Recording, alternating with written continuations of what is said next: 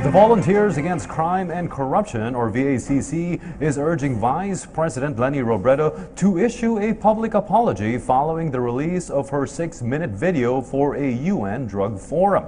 Attorney Ferdinand Topacio believes her statement about the extrajudicial killings in the country and the alleged palit-ulo scheme of the PNP is a part of a destabilization plot against President Rodrigo Duterte. This report from Ria Fernandez.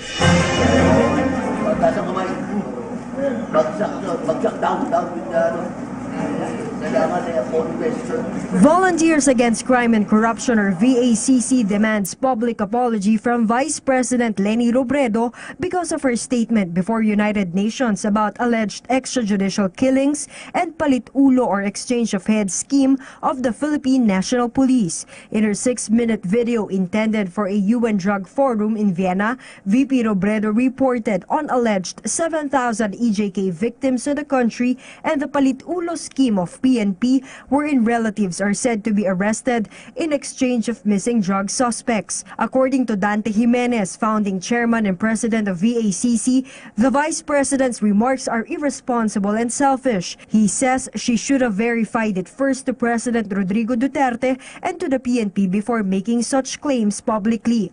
She is exposing the nation. Tayong lahat, mga Pilipino. Dito po sa kasinungalingang nilantad niya before a United Nations forum, tape recorded, bringing to the United Nations that the Philippines do not have any more a government. We deserve a public apology from you, Madam Vice President, before it's too late. For VACC volunteer lawyer attorney Ferdinand Topacio, this is part of the stabilization plot against the president. But he is confident that plans of suing the president at the International Criminal Court, or ICC, won't prosper, as the filing of case at ICC is very difficult. Also, the court will only investigate once the government refuses to look into reports of killings or if its justice system is not working anymore due to civil war. But this is very far from the current situation of the country, wherein the PNP investigates rogue cops and dismisses its officials and personnel involved in drugs, while the Congress probes EJK. Complementarity. Anong ginagawa ng ating Vice Presidente? She's making it appear before the United Nations na walang complementarity, which is a lie, a blatant lie. And as a lawyer, she should know that. Yun po ang pinapalabas. So how can you now expect the people to believe na walang destabilization plot na hindi kasabwat ang pangalawang Pangulo? Pinaparot niya yung linya ng kanyang partido. VACC mulls filing disbarment case against VP Robredo at SC. Meanwhile, NBI and PNP both denied the palit-ulo allegation of VP Robredo. According to Police Senior Superintendent Jonard Carlos, spokesperson of PNP, the Vice President misunderstood it. Ating po mga investigador, ginagawa po yan, pero hindi po nila pinapakawalan yung pong nahuhuli. During the investigation, they were trying to work it out with the arrested drug offender na ituro nila yung mas mataas. Sino ang supplier mo? Kanino mo kinuha yan? So we do another operation to arrest the suspect as revealed by the drug offender arrested. Also, he says the Vice President was handed wrong figures on alleged EJK. PNP data shows 2,636 were killed after resisting arrest of authorities since Oplan Tokhang was launched in July. And on more than 4,000 cases of EJK, only 1,394 were confirmed as related to illegal drugs. For PTV News, Ria Fernandez. Hiniling naman ng isang abogado na i-endorse ng House Speaker ang inihandang impeachment complaint laban kay Vice President Leni Robredo. Saksi si Sandra Aguinaldo. Ang mga kalaban ko, gusto akong si Leni, apurado masyadong maging presidente. Sa harap ng Filipino community sa Myanmar, nagpasaring si Pangulong Rodrigo Duterte kay Vice President Leni Robredo. Hindi malinaw kung bakit yan nasabi ng Pangulo, pero bago nito ay nagsampa ng impeachment complaint laban sa Pangulo si Magdalo Party List Representative Gary Alejano. Sumabay ito halos sa pagpapadala ni Robredo ng video message sa United Nations Commission on Narcotic Drugs, kung saan binanggit ang pagmamalabis daw ng pulisya sa gitna ng kampanya kontra droga. At mayroong pangaraw palit ulo kung saan kaanak daw ang hinuhuli kung wala ang suspect. Ang Volunteers Against Crime and Corruption may hiling kaugnay sa video message. We will ask her officially to make a public apology. Pero sina Attorney Oliver Lozano at Melchor Chavez may inihanda ng impeachment complaint laban kay Robredo na ipinarating na raw sa House Speaker at hiniling nilang maendorso sana. Act of dishonesty at moral bankruptcy raw ang sumbong nito sa kanyang video message. Sabi ng House Speaker, hindi pa niya nakikita ang reklamo. Pero kung sakali, hindi raw sila mahihirapang kumuha ng suporta para rito. Titingnan muna natin yung complaint, no? Kailangan mabasa natin. Tapos makita rin natin yung mga ebidensya kung ito ba ay matibay. Yung pag-i-endorse, wala hong problema yan. Marami hong mag-i-endorso. Hindi ho siguro bababa sa 100. Bukod pa dyan ang impeachment complaint na ayon sa isang DILG Assistant Secretary ay inihahanda ng 4 na abogado at isang propesor na ayaw pa lumantad sa publiko. Betrayal of public trust naman ang basehan ng reklamong sa Mayo ihahain. Pumunta sa ibang bansa at manira sa ating bayan ng mga datos at mga impormasyon na hindi na-verify at hindi niya man lang kinonsulta kung totoo o hindi para lang maparasiraan lang ang present administration, yan po ang mabigat. Sabi ni Senate President Coco Pimentel, mas madali nga raw ang pag-impeach kay Robredo kesa kay Duterte kung sakali. 1/3 o 77 kongresista lang ang kailangan para umusad ang impeachment complaint. Sobra-sobra dyan ang bilang na nasa mayorya na kaalyado ng Pangulo. Hanggang ngayong gabi, ayaw sagutin ni Robredo ang mga tanong tungkol sa pagpapa-impeach sa kanya. Pero iginit na ng kanyang opisina na walang kinalaman si Robredo sa impeachment laban sa Pangulo. Sana hindi lang purely numbers yung tinitingnan natin dito, pero yung content, yung substance. At reaksyon ng tagapagsalita ni Robredo sa pahayag ng Pangulo, wala naman po talagang ganong plano at hindi nag-aapura si VP Leni sa kung ano man. Kung di apurahin lang na tapusin lahat ng mga sinimulan namin na programa para sa anti-poverty programs. Ako si Sandra Aguinaldo, ang inyong saksi. Ngayon naman, makakausap natin dito sa studio ang mismong nagsampa ng reklamo si Attorney Oliver Lozano. Mga kapuso, maaari rin po kayong lumahok sa ating diskusyon. Mag-tweet lang na gamit ang hashtag na AskNTG. Magandang umaga sa inyo, Attorney Lozano. Magandang umaga po. Sir, just for transparency's sake, kasi nakalagay dun sa biodata nyo, kayo ang chairman ng Marcos Loyalists Incorporated hanggang ngayon? Opo. Okay. But itong pagsampa nyo ng impeachment complaint, it's not on behalf of this organization, Marcos Loyalists, or are you speaking for this organization? Hindi po. Hindi in behalf of the loyalists. Pero hindi nyo ba naiisip na posibleng mabigyan ng kulay po itong impeachment complaint na inihain ninyo laban kay Vice President Leni Robredo? Lalo pat nakatunggalin ng ating Vice Presidente itong si Senador Bongbong Marcos sa pagkabise. Doon sa galit sa akin o galit kay Marcos, sasabihin na itong pag-file ng complaint ay upang mabigyan ng benefit si Bongbong Marcos. Pero ang totoo, hindi. Dahil yung protest ni Bongbong, exclusive control and jurisdiction of the Supreme Court, wala kang magagawa para ma-influensyahan ng Supreme Court.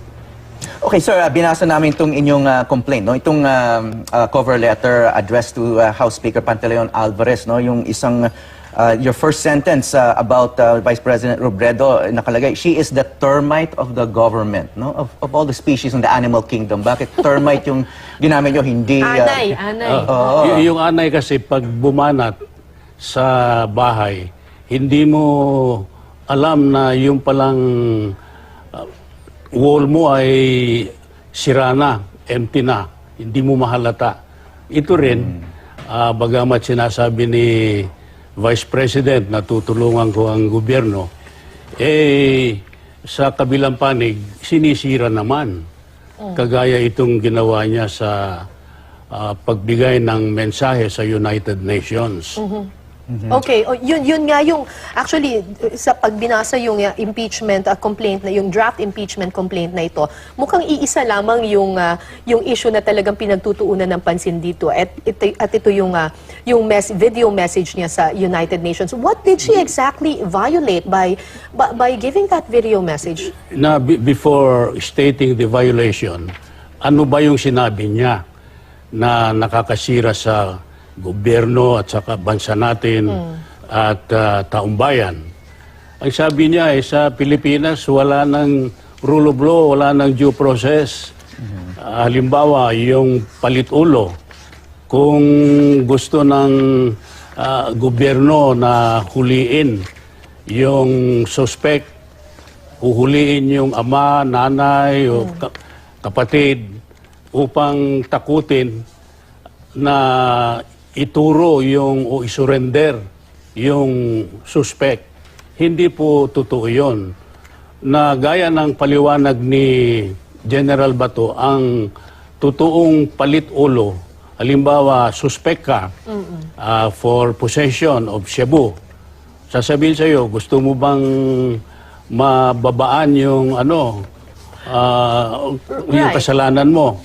Ganon. Ituro mo kung sino ang nagbigay ng shabu. Right. Hindi involved yung innocent member of the family. Right, but that is the statement of a General De La Rosa. Pero ang sinasabi ng kampo ng Vice Presidente, meron silang mga testigo na lumapit sa kanila at nagko-complain na ganito nga daw talaga yung scheme na nangyayari, itong palit ulo scheme. So may dalawang opposing views about this supposed scheme. Pero the question is, impeachable offense na ba yun, yung making a video message to the United Nations saying... Not the video itself, kundi yung nilalaman. Kagaya ng sasabihin mo, sa Pilipinas, wala nang due process, may anarchy na, state of lawlessness, ganon. Siyempre, matatakot yung mga investors at nakakahiya naman na ang ipoportray mo, ganon ang Pilipinas na wala ng law and order, mayroong breakdown of peace and order na hindi naman totoo. Okay, pero hindi kaya yung mensahe niyan po ay parang bawal na mag-criticize ng kahit ano sa ating bansa, no? Kasi it's going to be interpreted as a betrayal of public trust. What's the message to other government officials, mga senador? Hindi lang naman po si Vice President Robredo yung nagbabatiko sa mga pangyayari ngayon sa lipunan. Meron tayong freedom of speech. Ngunit may limitasyon. Mag-criticize ka, ngunit wag naman yung hindi totoo. Example, yung alleged rampant violation of due process by the President. That's not true because the President has enunciated the policy of government with respect to the war on drugs and fight against criminality. He stated on record, my adherence to due process and rule of law is uncompromising. Accordingly, in his SONA, he warned the policemen. Pinagsabihan ng winarningan ng mga policemen, sumunod kayo sa utos ko na sang-ayon sa batas ang fight natin against drugs. At bibigyan ko kayo ng reward. Hindi kayo susunod, bibigyan kayo ng hell. Kaya nga nung merong dalawang pinatay na mag-ama sa Pasay Police Headquarters, ikinulong kaagad at idinemanda ng murder. At lahat ng, with due respect, lahat ng alleged extrajudicial killings ay immediately investigated by the Internal Affairs Service of the government. There has been congressional investigations. The DOJ has a standing announcement that anybody who is aggrieved is free to come forward and file a complaint. So, where is the lack of due process there? All right. Okay, pero yun, sinabi nga ng Pangulo yun, no? Pero paulit-ulit na niyang sinasabi o pinag-uusapan yung pagpatay sa mga drug users, drug pushers. Ay, yung mga, so, wag kayong... what does that mean? Pag sinasabi niyang, these people should be killed, criminals have no humanity. Excuse me, yung sinasabi niya na kayong mga durugista, papatayin ko kayo kung sisirain niyo ang bansa ko. Ganon. Bulaklak ng dila lang yun. Actually, walang ginawa, walang on record na pumatay si Presidente hanggang warning lang. Ngunit, sabi niya, subject to the law on self-defense, meaning you shoot only to protect your life, meaning there must be two elements. There must be unlawful aggression and reasonable means to repel it. Hindi yung, sabi pa nga niya, huwag kayong papatay yung nakaluhod o nakatulog. Sabi niya. Alright, this is not the first impeachment complaint na final ninyo. In fact, you filed, I think, 5 impeachment complaints against then President Gloria Arroyo. You filed 2 impeachment complaints against then President Noynoy Aquino. Tapos ngayon, kayo naman yung naghain itong draft impeachment complaint against Vice President Robredo. Sabi nga ng iba, serial impeachment filer daw po kayo, sir. Lagi kayong nagpa-file ng impeachment. Na gustong ini-imply sapagkat nag-file ako ng previous impeachment complaints na na-dismiss. Sa makatwid, mahina na naman itong impeachment complaint na ito. It does not necessarily follow. In the first place, do yung impeachment complaint ko kay GMA, that was actually the strongest impeachment complaint because it was based on a public admission which did not require any proof or evidence anymore. Pero natalo sa debate, sa butuhan, yung opposition eh. Ano magagawa natin? When the opposition asked me to endorse my complaint to them at sila na ang bahala, labas na ako doon. Hindi naman ako kasali sa debate. Kinuha yung impeachment complaint ko, nakipagdebate sila, natalo sila. Bakit ako ang sisisihin? Dito naman kay President Aquino, idinaan ko sa ombudsman yung impeachment kasi mayroong power ng ombudsman to investigate impeachable offenses and if the evidence warrants, sila na ang magfa-file. So, ang sinasabi ko, walang personalan doon, kaya nga ipinaubaya po sa ombudsman na imbestigahin kung merong impeachable offense. So kung sinasabi niyo po na strongest impeachment complaint that you've ever filed was against then President Gloria Macapagal Arroyo, paano po itong, at na-dismiss po yun, yung sinasabi niyo, strong impeachment complaint, what makes you so sure that this will fly? Ito pong impeachment complaint against Robredo. Natalo yung impeachment complaint kay Arroyo sapagkat ang impeachment ay numbers game. Natalo sila sa butuhan. Ngayon, paano naman ito? I believe that when the Vice President shamed the nation and the people by false representations portraying the country as recognizing no due process and so on and so forth, culpable violation of the Constitution. Question, ano yung constitutional provisions na na-violate? Una, yung preamble, sinasabi na kung government official ka, kailangan maging makatarungan ka.